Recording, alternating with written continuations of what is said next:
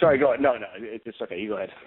Yeah, I was just going to say, jumping into the topic at hand, as far as the election, and when is the primary? What's the date for the primary election for the seat?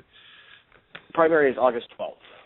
And effectively, I think, not to be presumptuous, but the way that the district is drawn, the demographics of the district, composition of the district, pretty safe bet to say that the winner from the primary is likely, very likely to be the candidate or elected to the seat. Absolutely. I mean, I even go further than that, and that's really one of the reasons I got into the race is because the 21st district now is one of the most conservative districts in the state, and there's absolutely no doubt in my mind that whoever wins the primary is going to win the general election. And in fact, there's no Democrat that's declared at this point. The incumbent, because of the way the districts have changed, is actually a Democrat. The incumbent is John Lehman. Right. And he's not running again. As some people may know, he's announced that he's running for lieutenant governor, which I think was a graceful way to bow out of this race because he knew that it wasn't much shot of winning this district. Yeah.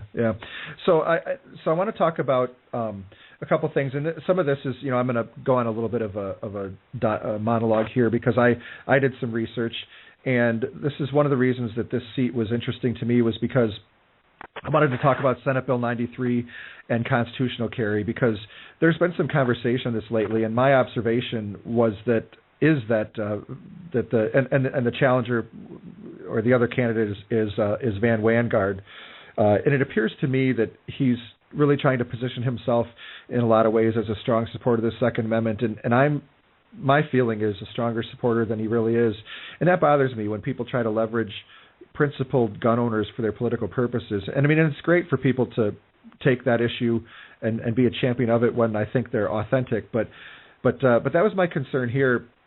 I don't doubt that Van Vanguard supports concealed carry, but I call these types of people Second Amendment light drinkers because they have this, in my opinion, a watered down view of the Second Amendment.